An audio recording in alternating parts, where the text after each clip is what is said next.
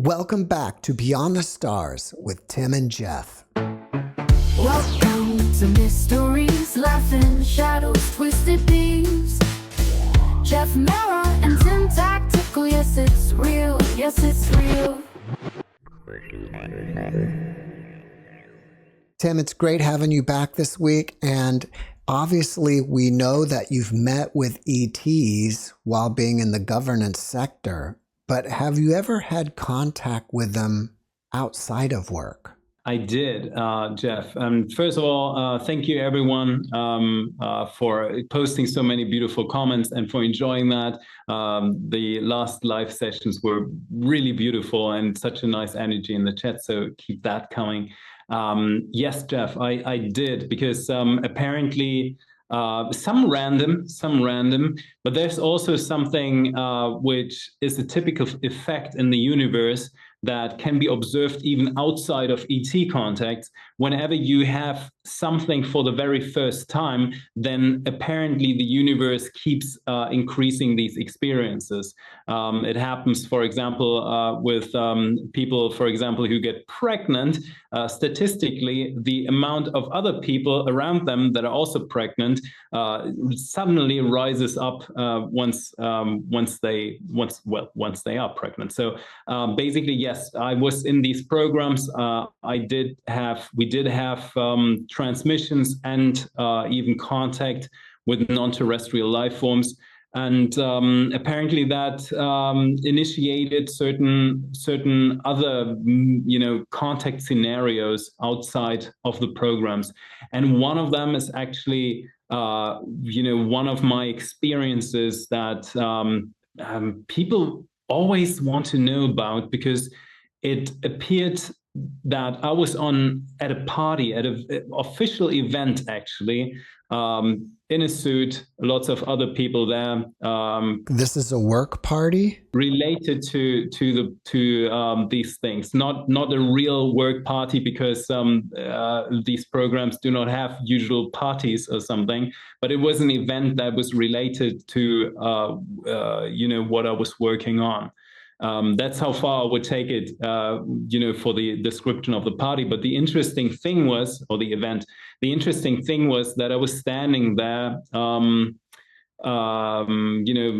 just looking at the party or the event, what happened and so on. And this strange being came over to me, a male human, larger, very large. I'm already tall. I'm 6'5", 6'5", and that person, at least 7 feet tall, maybe a little taller even, came over to me. I've never seen that guy in my life before, and he looked at me, came over to me, and said, "Are you a chameleon too?"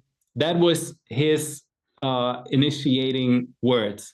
And as you might know from the thumbnail, you might know what the episode is about. But in my situation at that event, I was not imagining or not expecting anything to happen, and the question was kind of unusual. However, I don't oppose these unusual questions. In my mind, I started thinking about the philosophies of being a chameleon or anything. So I answered yes. And it turned out that he literally was a chameleon, meaning a reptile being in disguise. And the interesting thing is that his group was covertly at this event. And their phrase, the way that they would know and could tell that anyone was part of their group, because everyone was covert or like in disguise, would actually be this phrase, "Are you a chameleon?" And if people, like normal, regular humans who would have no idea what's happening, would say like, "Excuse me," or "What does that question mean?" or something. But everyone who's inside of that group knows that means, "Oh, you are one of us."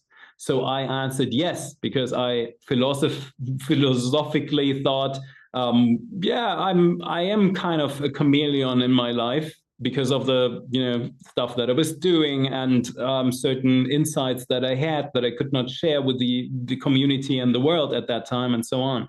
So I answered yes with a very confident demeanor in a certain way. And he said, "Oh, good, because I got 1,078,514 credits already." And that was the moment when I thought, like, wait, that is a weird reply. I don't even know what that means. And that was also the moment when I saw in him that something in his behavior changed. And he looked at me, and he, faster than me, realized that I did not quite know what was going on. When you told me that, at first I was expecting this being to be what they call a Nordic, but apparently it wasn't. I guess it was a shape-shifting reptilian. Well, exactly. I've actually in the most more recent years, I went, I had meetings with people from the CIA, DIA, and so on, and they told me that certain beings on the planet, off the planet, have abilities to change their appearance. And that's part of folklore and talks and so on. I guess for quite some years, people assume that they are shapeshifters and so on. But it was very interesting to me to actually realize what is behind that. And there are multiple versions of that. And there are beings that can use enzymatic changes in order to change certain pigments in their skin color. There are also beings that can use hormones, which is would take longer for them, but they could also change certain details in their appearance. Mostly the color of their scales, to be honest. I wouldn't use the word skin, but usually the color of their scales, just as much as we do see that with chameleons. Actually, right? Chameleons use a very similar technique in order to change the colors of their skin. And what they would then do, because they would turn their original skin color, which is more of like an emerald type of greenish color, into a more of a Caucasian type of skin color. But that alone would not help, because you still have like a 7 feet tall being that basically has yellowish eyes, and even though it has or he would have Caucasian look or something, there would be still very significant differences in the appearance. These people could not only rely on the change or the enzymatic or hormonal changes of their appearance, the color of their skin. They do also have to do something that the DIA and the CIA call a holoform. And a holoform is basically a mind trick, which means they take the major changes in their appearance so that they kind of match. They are, even though they are like 7 feet and a little bit more than that, and out of the range of average humans, they are still within the parameters of what humans can grow into. And then they would actually convince people by a certain type of mind trick that they actually are humans.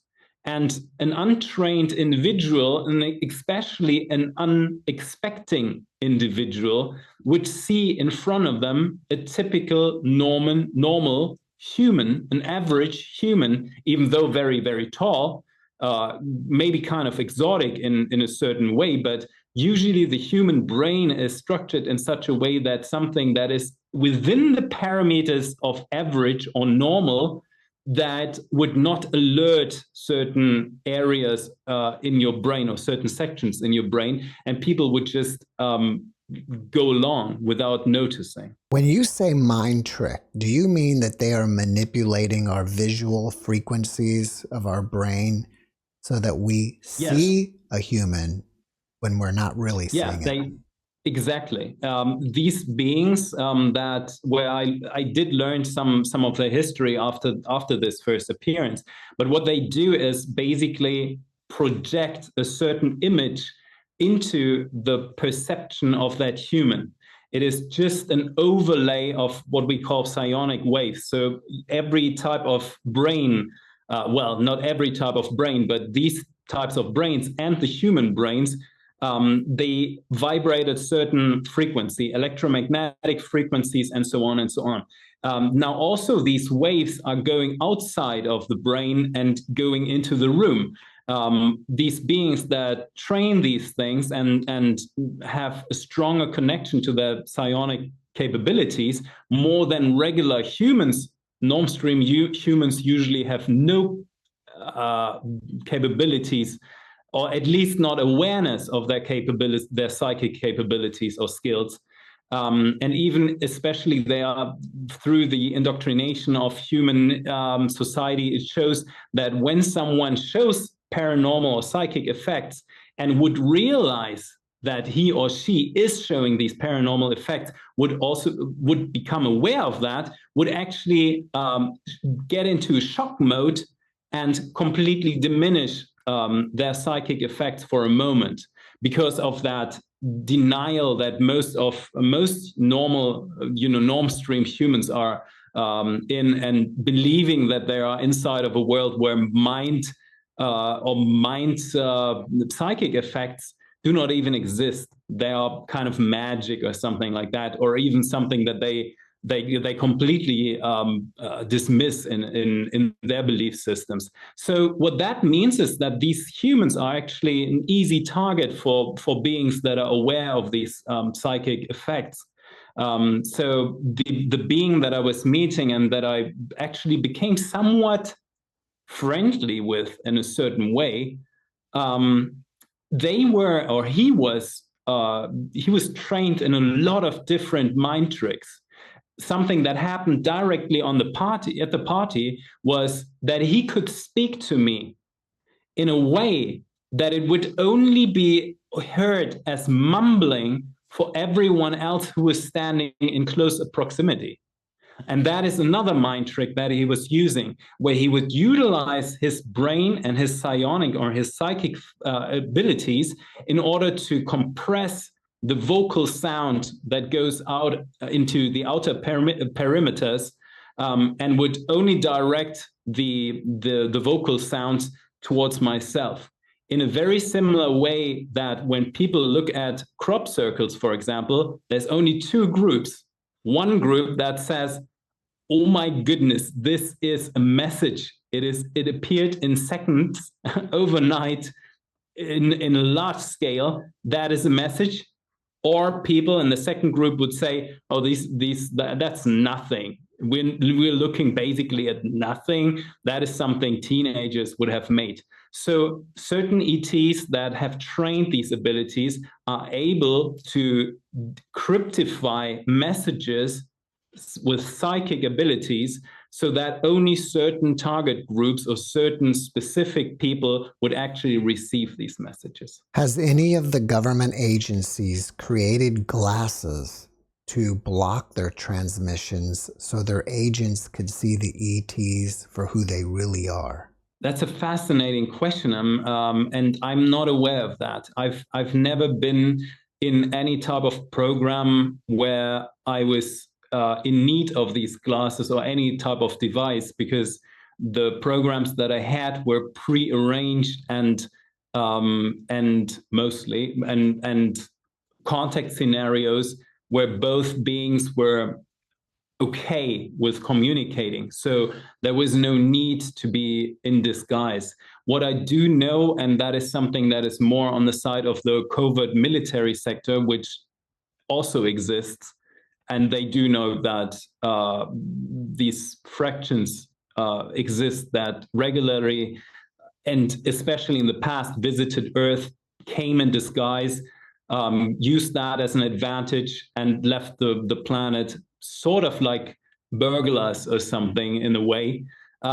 These fractions, these groups, these human military groups have a lot of countermeasures and certain ways in order to nowadays protect, detect, and repel beings that would attempt this. Tim, one of my previous guests told me that he was dating a shape-shifting alien, and eventually he caught her with her eyes appearing as reptilian eyes, and once he did, he got out of the relationship. Has that ever happened to you?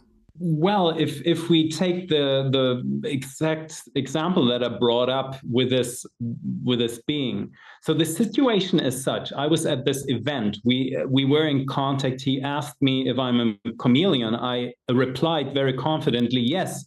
And he told me about the galactic credits, or the credits actually, that he has effectively stolen.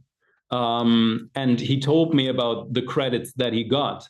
And I was at that moment not aware of what that means. The reality is that there are gold-based credit systems, currencies in the universe that are very widespread, which is one of the reasons why gold on the planet has such a value for no apparent reason, right? There isn't, everything gold can do, you can, or most of the properties that gold has, you could replace that by cheaper metals or anything, but which might be even more effective. But gold has a huge value on the planet, very rare, very, very precious for thousands of years. And the reason for that is because this system, this currency, this galactic currency, which apparently is called galactic credit, is actually gold-based, technology-based, and mineral-based.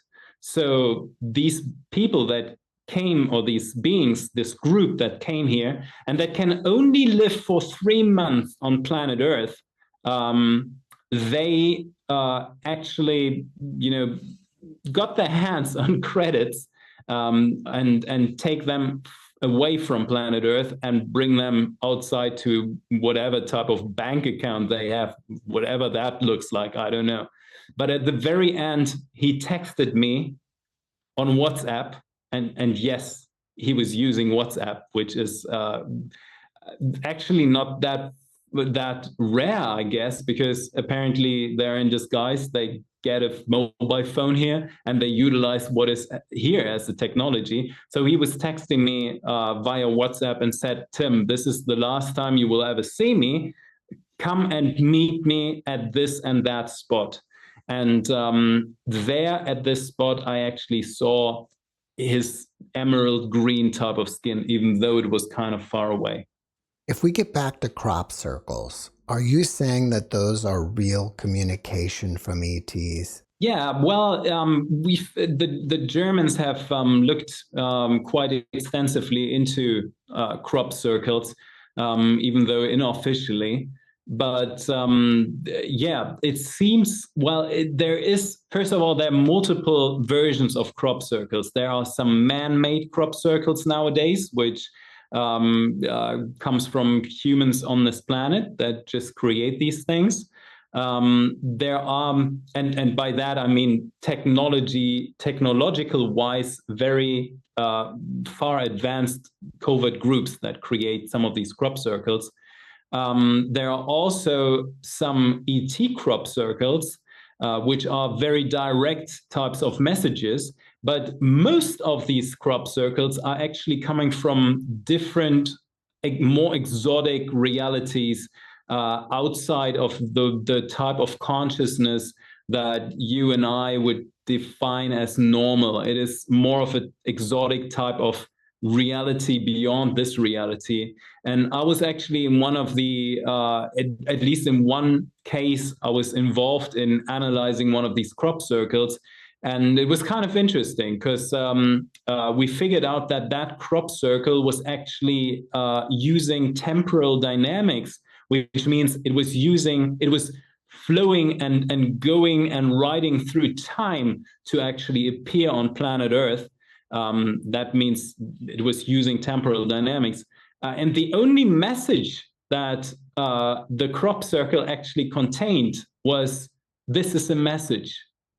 And I personally found that kind of hilarious, but it kind of makes sense that when someone is using a technology that time travels back to planet Earth, that they would actually send something like, this is a message.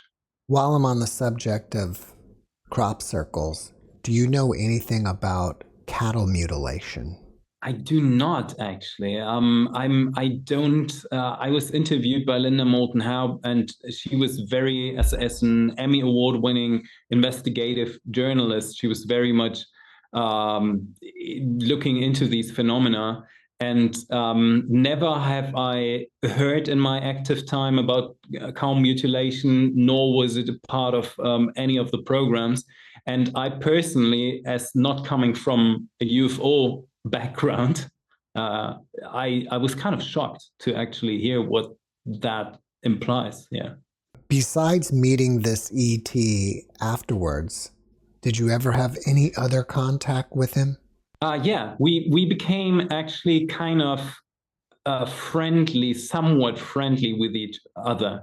I do assume from the way we interacted with each other, that he was, at least he found me friendly, I guess. But I also very much assume that he was more interested, or like at least also interested into what my informations are, and what I actually obtain on an informational level.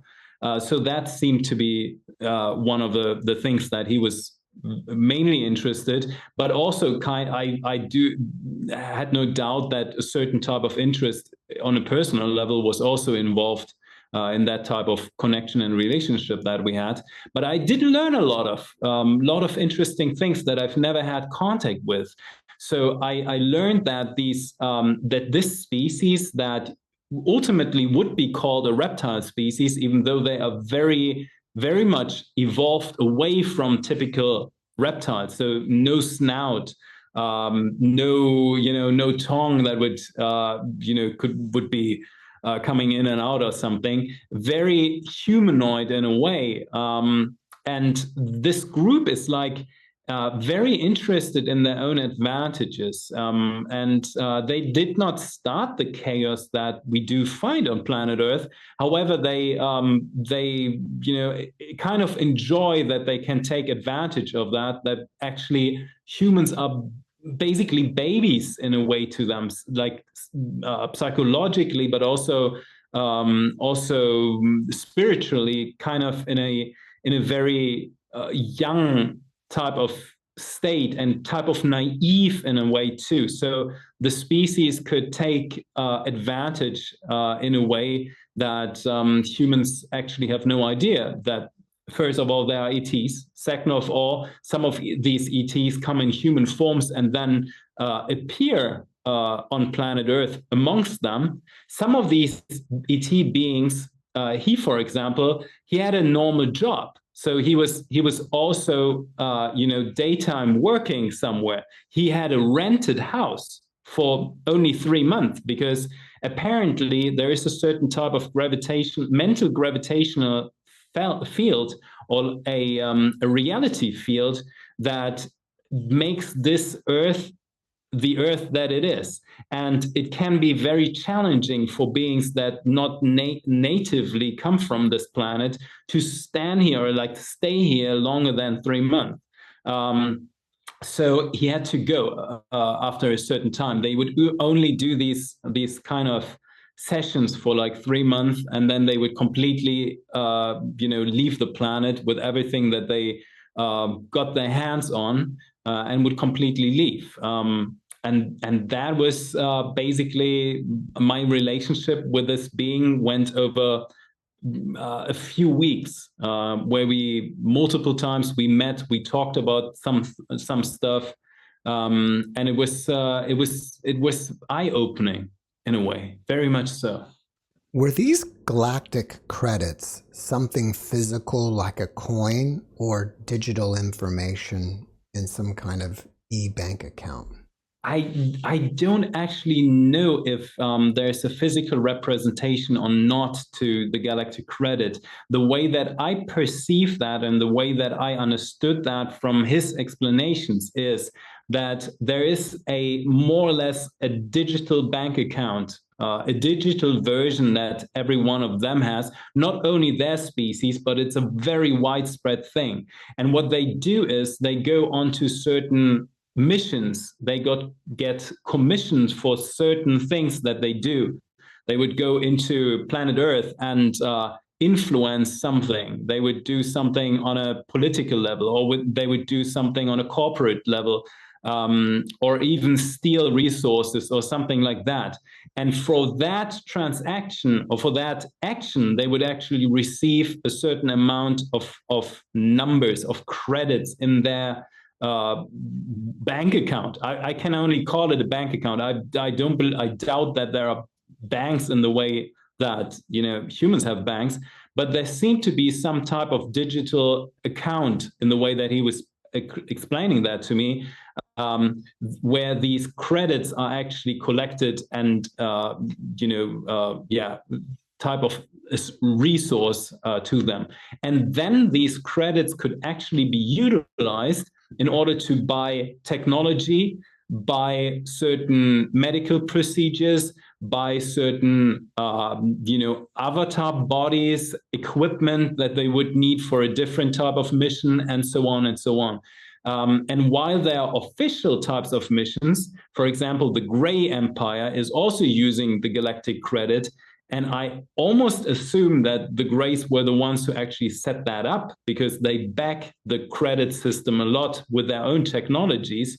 It also means that there are some fractions around the universe, only in the very low percentages, but these beings decided that there might be some socially less acceptable ways to gain more credits than by just hard work. Many people talk about the Galactic Federation. Is that real? That's an interesting question, Jeff. Yes, we have a lot of evidence that is indeed real. First of all, there are certain disclosures. When we just take it from the norm stream perspective, we do know that the head of the Israeli space program, for example, was clearly stating that there is a Galactic Federation. We also do know that there are certain instances, not only the Galactic Federation, but also certain councils, the Council of Seven, for example, where all these agencies all around the world, maybe NASA, maybe the Chinese, the German Space Agency, and so on, even Star Trek, they all have the same type of triangular logo. And that is something that is directly related to the Council of Seven, which is, more or less like the next level of authority in that type of system. But we have a lot of evidence and a lot of proof that this Galactic Federation exists. And even personally, I think we talked about that before. I met with people in Italy, and by people I mean community members, so beings who are watching right now. We do these retreats once a year, and they asked me to do a contact seance, a contact scenario, and we actually were in contact with. We received transmissions at that day where beings were introducing themselves as galactic members of the Galactic Federation. But apart from that, we have more than enough proof to know that these fractions exist. Yeah. Tim, have you had any other contact with other beings? And if so, do you still have contact even today? Interesting question. Well, I did have another one contact, which very much supported me and motivated me to actually do what I'm doing, and also helped me to come forward in a way.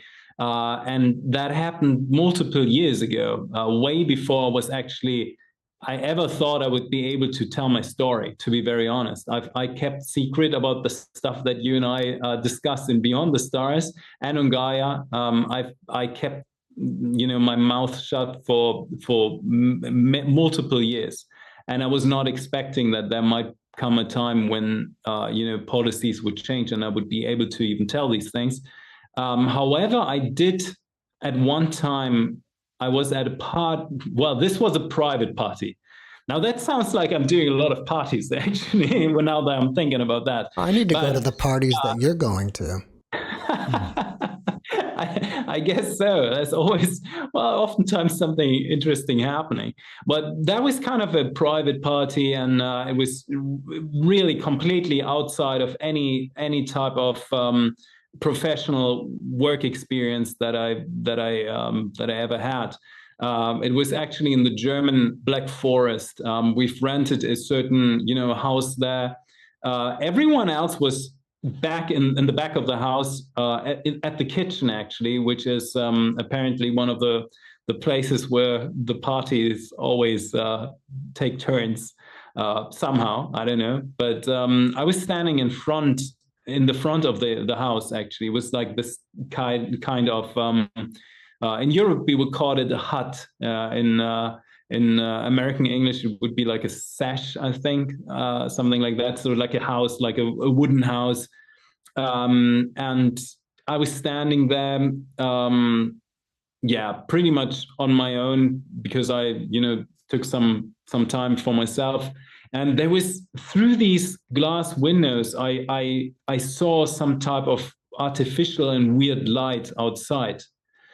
Which was unusual because, again, we were in the middle of the Black Forest, and that Black Forest carries its name for a good reason. It's it was dark in the middle of the night, and I saw this weird light. So I opened the front door, and when opening that front door, there were two very large beings that were standing probably 12 meters away from me. That's I don't know how many feet that would be, but 20, 30 feet or so away, something like that. Probably 30 feet, I guess, away from me. And they were actually speaking fluent, accentless German, which I thought was absolutely remarkable. I actually stood there kind of frozen in a way, because when opening a door, you usually do not expect, in the middle of the forest, that there would be like two beings, and these beings were bulky. They were large, like packed, yellowish skin. I've never in my life ever seen anything actually that has yellow skin. The first time, both beings looked absolutely identical to me. I guess that might be my perception. I know that Chinese people say that about white people too. They all look the same. I don't know, but it was kind of interesting, and they were completely wearing the same thing. They were wearing some type of orangey type of garnish clothes, like almost a shirt or something, and it almost like an old school type of look. The shirt they had, no sleeves, bulky arms, which was very interesting, and an interestingly silverish type of pants, and both were wearing the same thing. Both were looking to me identically. And they were speaking to me at that night in perfect German. And they were saying in German, in perfect German, without any accent, "Can we approach you, Tim?" And you can imagine I was standing there quite shocked. And I somehow recovered from that and said, well, I think I said, everyone who's approaching me friendly and gently can. Something like that I said. So these beings just took a few feet and came closer to me. And we had 2 minutes. The whole conversation was less than 2 minutes. And they were only bringing me a message and saying, basically, Tim, we do know what you are going to do in a few years. and we want to let you know that we observe you and we protect you. We just want you to know that. And then they left that building, that house, that shack, that hut or whatever. The lights kind of dimmed away, and I've never ever in my life seen these beings ever again. And I was trying to figure out what actually happened. They had an elongated type of, almost wobbly type of appendix. Nothing that I've ever seen in any type of pop culture or anything before. The whole thing only lasted less than 2 minutes before they said their goodbyes and vanished forever. And I was always curious because I felt, first of all, I felt very respectfully approached, which I very much appreciate after everything that happened in my bio. And second of all, I did feel that that there was like some type of connection, and I wanted to go deeper into that. So one of the reasons for me to actually come forward was because I actually had the opportunity to then talk to some American colleagues and some people, in the scene and so on, that are actually working for the covert military in the US, and they were telling that apparently these beings evolved from, they called it a mollusk species, which kind of made sense to me. And again, I don't know if these information that I've been given by the American colleagues is any true. I can't tell that. But one of the reasons why I came forward and why I told my story, one of the many reasons for that, or my personal motivations, was actually to figure out what these beings are. And do you think that they are still watching and protecting you? I have no doubt in that, because they told me that long ago. And I did not know before, and I did not notice anything after. But I very much believe them, because Jeff, you got to imagine it's a very dangerous situation in a way to even come to a foreign place, to somehow materialize here, or to somehow fly a craft into this planet at this situation.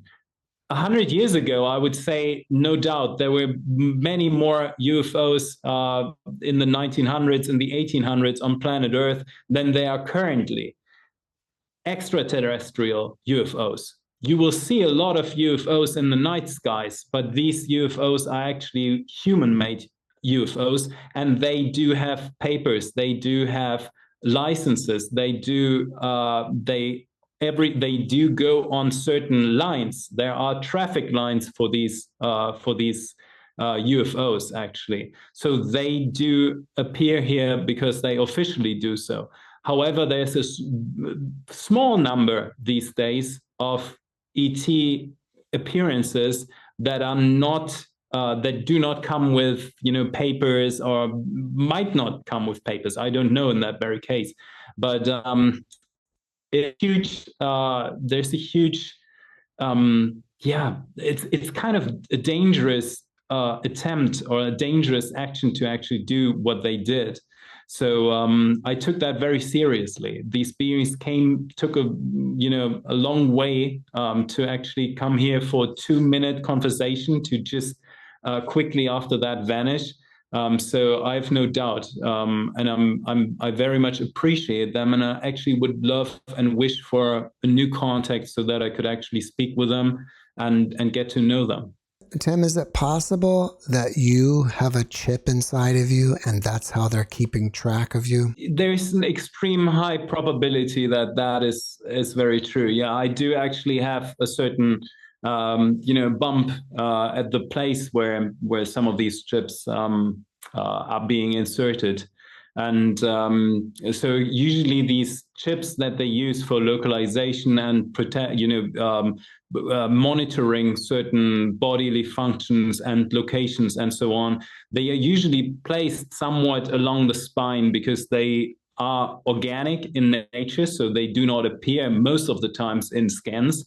But however, they are also integrated into the nervous system of the body, so that they actually get powered as like the internal battery comes from the body's energy, the spinal the spinal fluid and the spinal energy of the body. Yeah, it's very, very likely, and actually most of the beings that in some way had some ET contacts, most of them are chipped. And that doesn't, in most cases, that's not a nefarious thing or so. That comes from the wish to actually take care of beings, to monitor them, to monitor their heart functions, their health functions. A lot of beings that have, a lot of humans that have reappearing contact scenarios actually report, having done surgery or surgery done on them. And that can be a result of one of the chips telling one of these related ET species, telling them that that would be the required and necessary next step. So some of these chips are just a very fancy Apple Watch. One of my guests told me that I have already had an ET on my podcast. Is that possible? Yeah, I very much believe so. I don't know if that is true in your personal case, but there are one of the most recent Harvard studies actually came to the conclusion and said ETs are very likely already amongst us. The reason for that is because there are beings on this planet that are either hybrids or they are influenced by ETs, or they are actual ETs that use a certain covert or disguise mechanism, and there are several of that that actually helps them and supports them in looking like humans. So very, very likely, and it is also something that the audience needs to grasp in a way, is that there's a likeness, a very high probability that they have met an ET being, a non-terrestrial being on the street, maybe their neighbor, maybe in a workplace.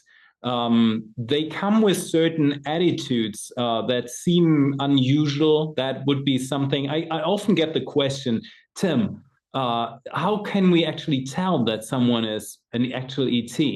And usually they come with certain, not always, but oftentimes you find certain anomalies that are outside of the usual average spectrum of human definitions. So usually some of the reptile species that are here, very large, 7 feet and beyond, 7 feet 1, 7 feet 2 or something, large beings. That would be something where not always, there are humans that are 7 feet, right? Lots of them playing in the NBA, but some humans on this planet that are quite large might have an ET background.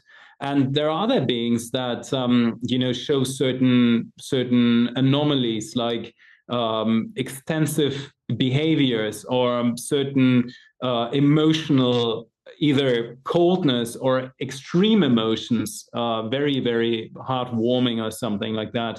So whenever that somehow happens, it might be a hint. It doesn't mean that it is a clear giveaway, but it might be a hint that you're onto something.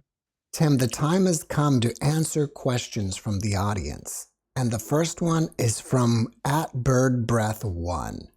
The question is, what is the origin of being 6, and how can we become more like that as a culture? I love that question. Thank you so much for dropping these questions and posting these questions. And before I answer, I want to encourage everyone, because we got lots and lots of, really hundreds of beautiful comments, and thank you from all our heart for that. If you do have some questions, find my comment in Jeff's comment section and just comment your question in there, and then Jeff and I will answer that in the next episode. So that being said, being six is a life form that has been categorized as a so-called mindset being, or a mindset life form.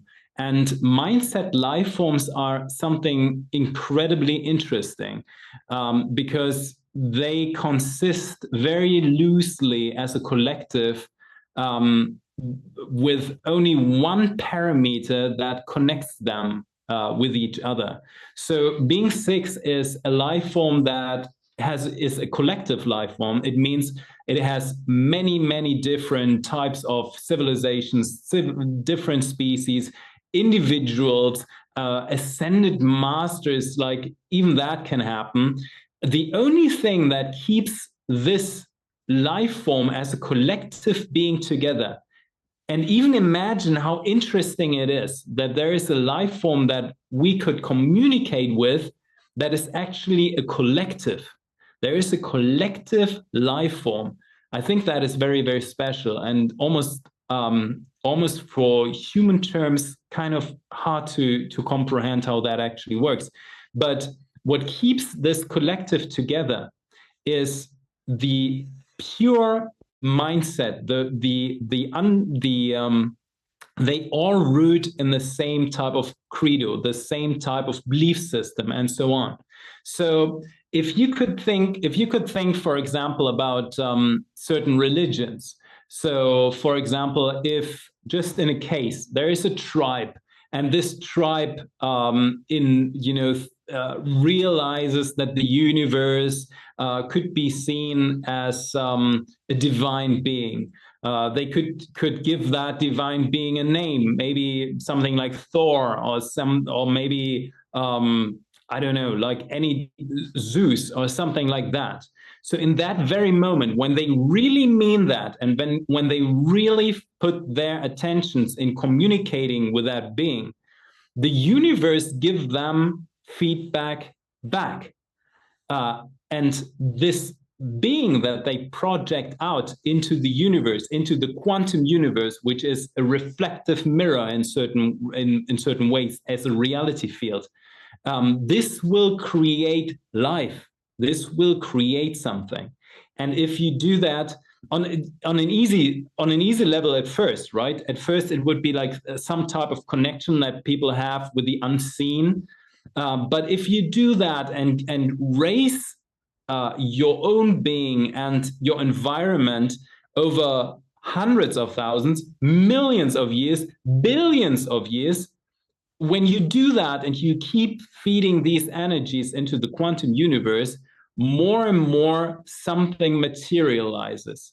Over millions and millions of years, billions of years, being six has become a living entity, a living collective entity that you can communicate and talk to, and they will answer back. It doesn't mean that there is an individual talking to me, or used to be talking to me, or is talking to me, or whatever, but there is the intelligence and the consciousness of a collective talking back to me.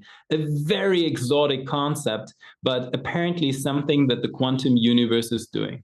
And I love the add-on to that question, because you were asking how do we get more like being six, and I very much enjoy that, because I do very much believe that we already are part of being six. Everyone here watching and everyone who feels a certain type of connection with being six apparently is a part of being six, because this being came throughout history, or this collective came throughout history in various names and various ways.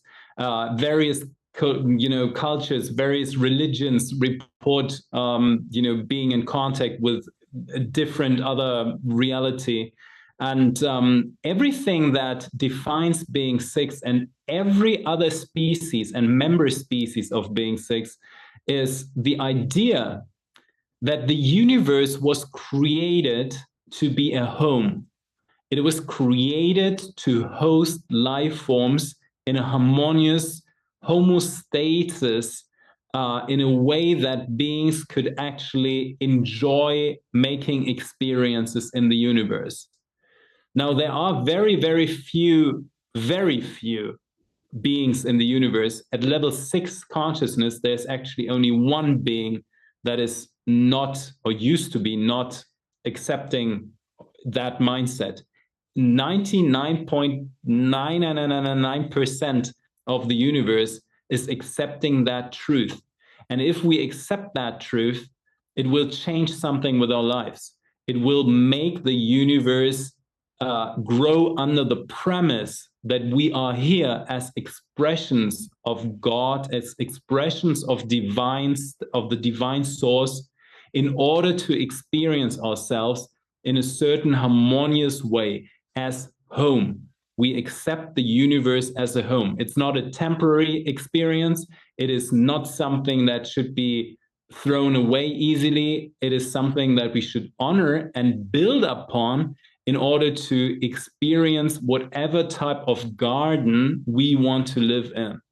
So that is something that I personally resonate with. And I do know that everyone here watching is resonating with that. And the more you actually focus your lifestyle on that premise, the universe will reflect that back to you. And I would say, again, 99.9% of all beings actually want to just live in peace. They all just want to live a happy life. They all want to live, they want to see the universe as a home and just feel loved and just feel appreciated and just feel right where they are. So that is the pathway. And the more we orientate ourselves into that direction, the universe again will reflect that back to us. And then we become what we called once being 6. Tim, are you aware if any of our historical religious figures were ETs, like Jesus or Buddha? Interestingly enough, being 6, and again, we've given that name to this collective. It's not something that they call themselves like that. It is something that actually had a different name in the German programs, and I translated it into English. So out came being 6. They never ever used that name ever. I'm using that name. We are using that name. Do you have the name? Do you know the name that they call themselves? They have evolved beyond the concept of names. What they perceive themselves is being the reality. It's an interesting concept. They perceive themselves as a cloud in which every one of us plays their individuality. So we are inside of a certain type of energetic cloud, an architecture in the quantum universe at a very high level of reality. And inside of this cloud, every one of us believes that we are living our personality, our ego, or like our own, the main character of our own story. But they are actually the environment. So being 6 would be the environment in which we all are living. And again, that's a very challenging concept in a certain way. And I do very much believe in a certain way that throughout history, I was made aware of that fact, that for many times humans on this planet have worshipped that type of environment as a godlike figure. However, everything that this environment wanted to get us aware of is, you are this environment. We are this reality cloud. And the only reason why we are is because we want you to have a home. We want you to grow. We love you almost, it's a parental type of love, a creative type of love. And I personally, even though there are different concepts of what God actually means, but I very much thought that is as close as some of the divine ideas that we have. However, again, them being six never wanted to be worshipped in the way that over time Egypt and certain other places, South America and India and so on, have done that. The interesting thing is when you try to communicate with a life form at level 6 consciousness, everything in the universe is almost like particles on a line, which means you have a lot of frequential realms that are stacked upon each other, and we do not see them because we are basically most people are limited in their own reality field. It is hard to say that there's something beyond this dimension.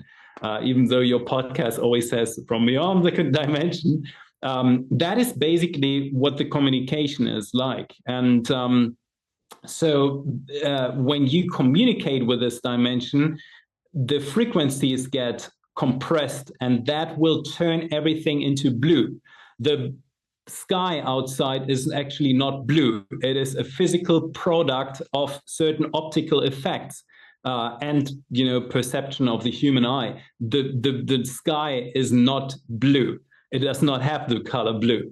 Being six, these beings are not blue. However, whenever we saw them, whenever we met them, and in history, whenever we saw them, because of the frequential realm compression, they appeared as if they had blue skin. And we do know throughout history that there were everywhere, all around the world, there were so-called gods that came with blue skin. We have Krishna in the Indias. We have stories about blue beings in Sumeria. We have stories about blue beings in South America. Everywhere these beings appear, these statues that were painted with blue skin and so on. This is a sign that they had contact with what we later on in these programs titled as being six, for the lack of a better word. Here's another question, and it is from @CattleGauntZone7528.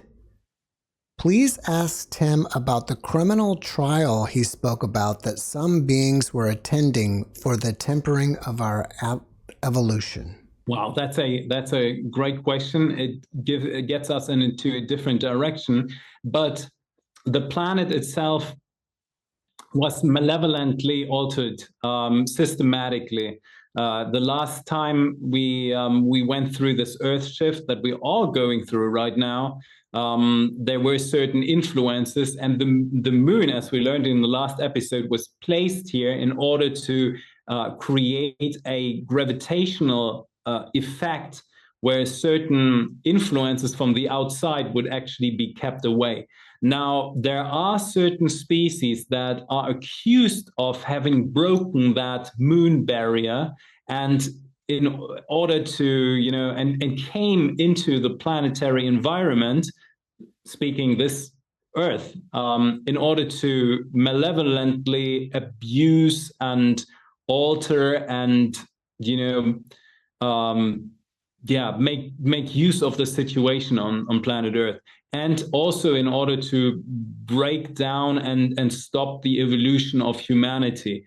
And to a certain degree, these beings were quite effective because the setup that they have placed here, including school systems, including going in different cultures and burning books, none of these super intelligent civilizations, all their knowledge has been burned down. The Library of Alexandria burned down. Scriptures from the Aztec and Mayas burned down. Everything like that. So these are systematic approaches to keep the evolution and the spiritual evolution, especially, of humans down, because humans have the ability to become competitors. And that was just one of the, Darwinistic ways, if you want to use that way, to even keep humans down in a certain low-level evolutionary chaos. Now, that took quite some thousands of years for outsiders to even observe what's going on, because the way it's been set up is so smart in many, many ways, and that credit has to be given, at least for the smartness of that installation. We actually call that the installation. That it is, even for outsiders, even for some of the most advanced species out there, it was not 100% clear and evident that humans were not fully responsible for the disastrous chaos that is going on in human society. Because one thing that is true for the universe is, when the situation is caused by the inhabitants of the planet, and humans are one of the inhabitants of this planet, when that is caused by the indigenous species, then an outside ET species has no right to interfere. That is one of these, premises, one of these laws that are in place in the universe. When, however, there is evidence and proof that an outside force has already malevolently influenced the inside and made it look like as if humans have done all of that, not fully innocent. There were some bad stuff that humans have done over the thousands of years. However, when most of the setup was actually artificially set up by an outside force, then that enables other outside forces who can repair that to be now able to infuse themselves here and to actually bring information and repair the system.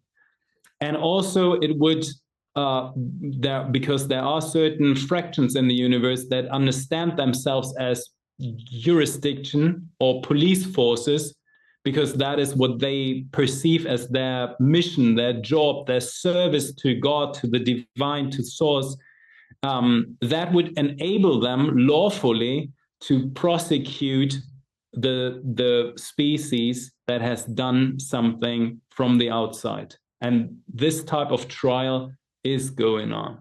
Tim, thank you for your answers. And if you all have a question for Tim that you want answered in the next episode, be sure to type it in the comments section below.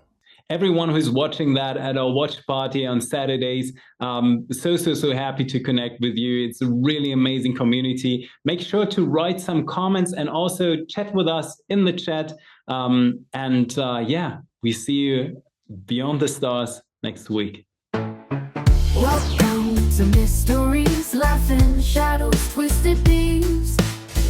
JeffMara and Tim Tactical, yes it's real, yes it's real.